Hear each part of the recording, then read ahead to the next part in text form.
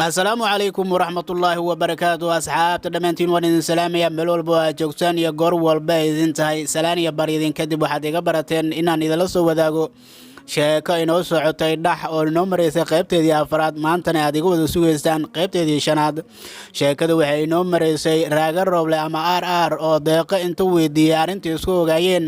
oo asigana ka sugaya jawaabta in ay deeqa siiso balse deeqa jawaabteedii maxay noqotay sideesan ahayd barnaamijka haddii aad nagu cusub tahay soo dhawow oo haddii hore nala joogtana aad baad ugu mahadsan tahay waxaan kaa codsanaynaa inaad fiidiyogan inoola gareeso leegarantana waxay noo noqonaysaa dhiirigelin iyo inaan helno asxaab sidiina oo kale ah haatanna sheekadii ayaan gudaha ogoli doonaa qaybteedii shanaad igula soo dhawaada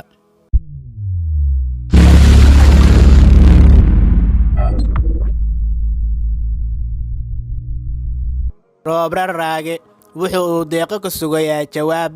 oo markaasi aqbalaad in la aqbala ah laakiin deeqa ayaa waxa ay ku tiri RR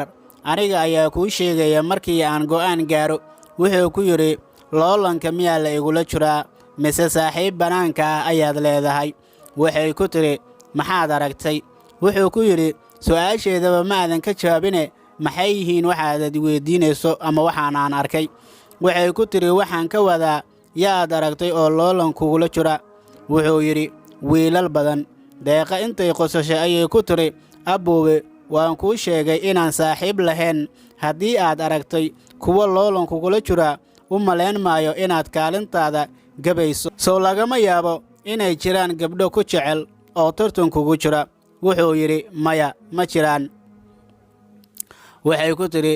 hadhihin sidaasi ma ogi inaad dhahdo ayaa kaaga fiican wuxuu ku yiri ma jiraan aan ku leeyahay waana huba midaasi deeqa ayaa ku tiri ka waran haddii ay yaasmiinku jeceshahay wuxuu yiri yaasmiintee masaaxiibtaada waxay ku tiri waad garatay raage waxa ay ku tiri waad garatay raage ayaa yiri arrintaasi waxba kama ogi kow dheh hormeen go'aankaa helaa waqti ii qabo waxay ku tiri aboobe niyadda ha iska xumeenin waad helaysaa jawaab laakiin gabadha aan kuu sheegay inay ku jeceshahay maxaad jawaab u haysaa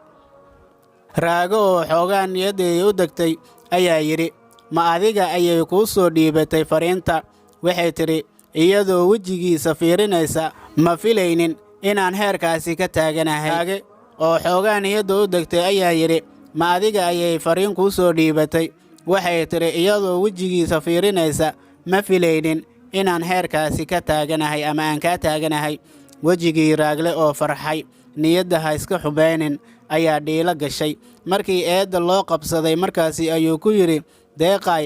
abbaayo sidaasi kama wadin deeqa intii ay qosol iskala jiiday ayay ku tiri dii ma waxaad iigu dartay mid kale diidii waan ka helay raage intuu la yaabay qosolkeeda ayuu ku yidhi magaca aabbahaasow dii kama bilowdo waxay tidhi sawtan habeenkii kuu sheegay aabbahey waxaa la dhahaa daahir markan waxa ay gaadheen albaabkii gabdhaha waxaana ugu hor timid shamso oo rabta inay kiiska la qaaddo saaxiibaddeeda deeqo markii ay salaantay raage ayay wejigiisa aad u fiirisay oo ku tiri aboowe mar RR ma adiga wuxuu ku yidhi haa waa aniga deeqa saaxiibadeed miyaa tahay ayay haddana u raacisay shamse ayaa magaceeda u sheegtay halkaa ayuu uga soo tegay markii ay isku soo hareen gabadhii ayay shamse ku tidhi deeqa RR wuu qurxan yahaye muuse ee maxaad u tidhi kama qurxana deeqa ayaa tidhi waa indhahaaga oo keliya markii ay gudaha galeen waxay yaasmiin iyo shamse ay qireen in RR uu yahay qof aan nabab caadi ahayn dhan walbaba raage wuxuu quus ka taagan yahay inuu deeqa afkeeda ka keeno okay ayadana markii ay aragto inuu rajo dhigi rabo ayay ku tiraahdaa erayo qalbigiisa qaboojiya isla markaana wuxuu og yahay in loo baahan yahay samir iyo adkaysi badan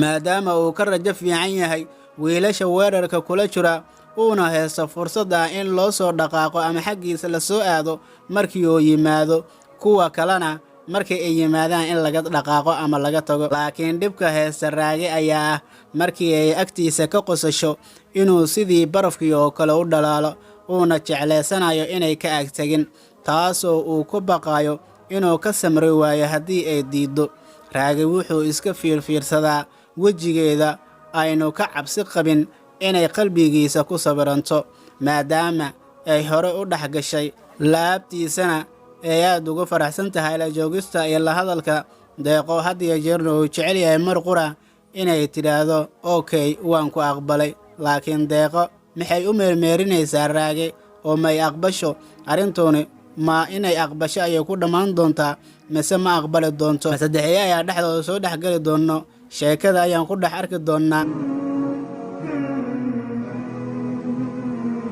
Sheekadeenana halkaasi ayaan ku soo meeraynaa qaybteedii 5aad. waxaan naga sugtaan waa qaybteedii 6aad hadduu alla idmo insha Allah. goor walbo saacadan oo kale ayaad nagala socon kartaan. haddii aad hore noola joogto soo dhawow, haddii aad naga maqneedna hadda nagu soo bir.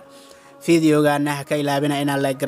leegreenta waxay inoo noqonaysaa dhiirigelin, waxayna inoo soo jiidaysaa asxaab kale oo wanaagsan sidiina oo kale. aad baad ugu mahadsantihiin. waa brotherkiin oo idinkaga tagayo. asalaamu calaykum waraxmatullaahi wabarakaatu.